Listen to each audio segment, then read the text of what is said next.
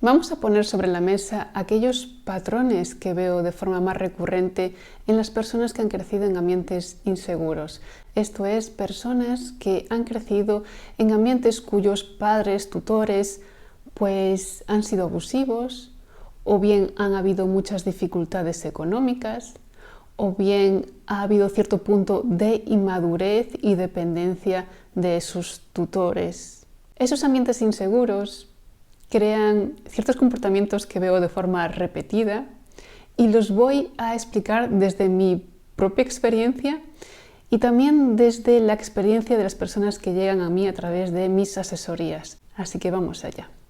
A medida que vaya exponiéndolos, las personas que estáis familiarizadas con el concepto de la alta sensibilidad, veréis que hay muchas coincidencias. Y es que tampoco creo que sea coincidencia que muchísimas personas que se contemplan dentro del rasgo de la alta sensibilidad, dentro de ese rasgo de la personalidad, sean personas que a su vez han vivido muchas veces este tipo de ambiente. Entonces ahí lo dejo. Vamos a empezar con la hipervigilancia y, como he dicho, esto también lo expongo desde mi propia experiencia. Las personas que hemos crecido en un ambiente inseguro tenemos tendencia a estar muy vigilantes de nuestro entorno, porque obviamente al haber crecido en un entorno que no se siente seguro cuando debería serlo, el entorno más cercano, el entorno que necesitas, sobre todo cuando eres pequeño y dependiente, cuando eso no viene ofrecido, uno empieza a tener en cuenta absolutamente todo lo que hay alrededor para poder, dentro del posible, tener la situación bajo control. Porque está claro que las otras personas no están controlando bien la situación. Entonces uno tiene que hacerse cargo a través de esa observación que está ocurriendo para poder sobrevivir de la mejor manera posible, ya que esa hipervigilancia hace que estés atento a lo que puedas hacer para mejorarla. Esto es, por ejemplo, si un padre es violento y agresivo y está en el hogar, empezarás a ser hipervigilante respecto a sus estados de ánimo y te darás muy fácilmente cuenta de cuando está el terreno ideal para que pueda saltar su agresividad. Sabrás muy bien el tono de su voz, sus gestos y todo lo que en el entorno puede desatar en él algún ataque de ira, por ejemplo.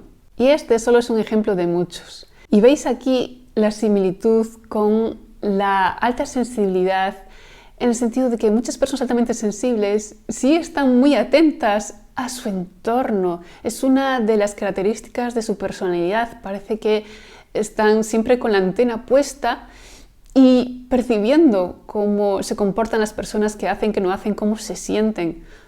¿Casualidad? Bueno.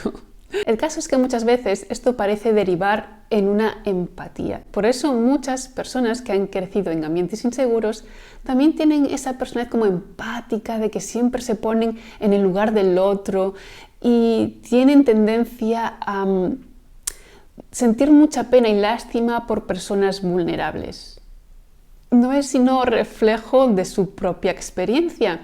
Por un lado, la empatía, esa capacidad de ponerse en el lugar del otro, viene también de esa hipervigilancia, ya que uno siente que continuamente tiene que entender al otro para poder protegerse, ya que si, por ejemplo, la familia no es segura, hay que saber qué está pensando, sintiendo, para poder compensar eso.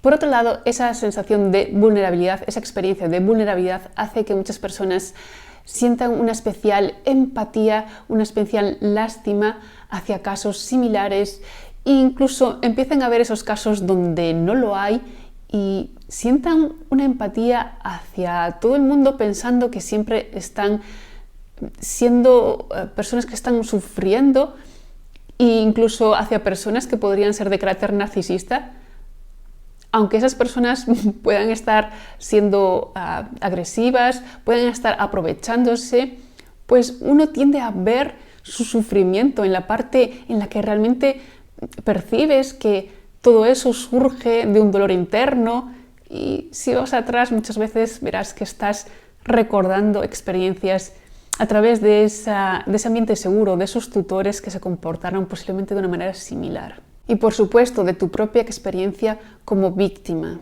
De estos patrones mencionados muchas veces deriva otro. Muchísimas personas que han vivido en estos ambientes inseguros tienden a ser complacientes porque es un mecanismo de seguridad. Es decir, si yo accedo, si yo doy, si yo cedo, si yo estoy a disposición, ¿qué consigo a cambio? Consigo que se mantenga dentro de lo posible ese ambiente de seguridad que es necesario cuando no puedo salir de él. Si no puedo salir de él porque soy demasiado pequeño, demasiado vulnerable, demasiado dependiente, por lo menos tengo que asegurarme de que no me pase lo peor de lo peor mientras estoy aquí. Por eso ser como bueno y acceder es el mecanismo frente al agresivo para poder frenar esa agresividad o para conseguir que una persona que no tiene estabilidad emocional no se vuelva demasiado histérica, demasiado inestable y que haga cosas impredecibles. Por tanto, tratamos de mantenerla contenta, tratamos de no encenderla para obviamente protegernos, ya que, bueno, como he dicho, estos no son los únicos mecanismos que se desatan, son los que yo veo más habitualmente en las personas que llegan a mí, pero uno igualmente podría volverse muy agresivo tratando de defenderse. Por eso digo, las respuestas son múltiples y aquí estamos explorando aquellas que representan un poco más el contenido que trato.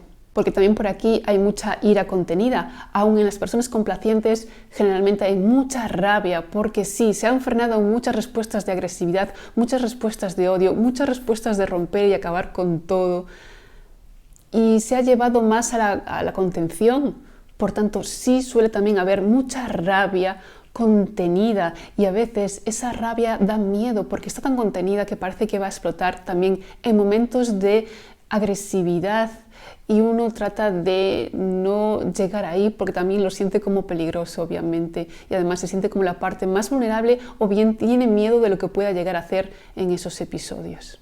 Otro patrón que observo muchísimo en las personas que han vivido en ambientes inseguros es un estrés o una ansiedad cronificados, instalados como muy profundamente. De modo que aunque la persona ya esté en una situación de vida adulta, en la que más o menos tenga sus cosas en orden, parece que siempre está en peligro y entonces vive como muy asustado, obviamente porque esa alerta que tuvo que vivir durante mucho tiempo o durante periodos particulares por determinados traumas sigue encendida, como que el cuerpo no volvió a su estado de relajación, de homeostasis, y por tanto una energía no para de gastarse ahí, en estar siempre como que algo va a pasar, aunque a priori no esté pasando nada particularmente grave o importante. En esta situación sucede también que muchas personas cuando encuentran un momento de paz y sí pueden observarlo, sienten que se puede acabar en cualquier momento y tienen que aprovecharlo al máximo porque nunca se sabe cuándo la vida va a dar la vuelta y te va a volver a dar una bofetada o vas a volver a estar en peligro. Por tanto, esa necesidad de aprovechar cada cosa al máximo les crea muchas expectativas, les crea mucha sensación de premura y hace que no puedan disfrutar ni siquiera de la paz, de los buenos momentos, de las buenas temporadas, de las buenas circunstancias, porque están intentando pues sacar el máximo provecho porque piensan que oportunidades como esas hay pocas. Por una parte, obviamente, eso podría ser como bien, estás aprovechando lo que se te presenta, eso es positivo, pero la vivencia interna es muy estresada, por tanto, es como si no pudiesen aprovecharlo realmente, están siguiendo por dentro la misma vivencia que si estuvieran en peligro. Y eso hace que, por ejemplo, a nivel de salud, ni siquiera los momentos de aparente paz sean positivos. Por otro lado, sucede también que muchas personas cuando ya han superado esas etapas de su infancia y ya son personas adultas, como digo, con su vida, pues como tienen ese estrés y esa ansiedad y esa hipervigilancia instalados, lo que hacen es que buscan problemas por todas las esquinas. Su vida más o menos puede estar correcta, pero empiezan a crear problemas de cada cosa y a ver peligros de cada situación que se les presenta. Todo parece muy difícil y es por simplemente ese hábito de que todo fue difícil e inseguro en su momento, pues no son capaces de ver que la vida puede ser sencilla, puede ser fácil, que los problemas del día a día son tonterías en la mayoría de los casos. No saben relativizar y todo se les hace una montaña, siempre están viendo las dificultades de todo, o viendo los peros, o viendo la parte negativa. Es como siempre tratando de ver el peligro. En ese modo de vivir, en modo supervivencia, son muy creativos, pero muy creativos de problemas en vez de disfrute. Y esta situación también suele derivar en esta otra, y es que en determinado punto las personas ya han salido de esas situaciones tan dificultosas y entran como en un estado depresivo en las que no tienen como un propósito vital.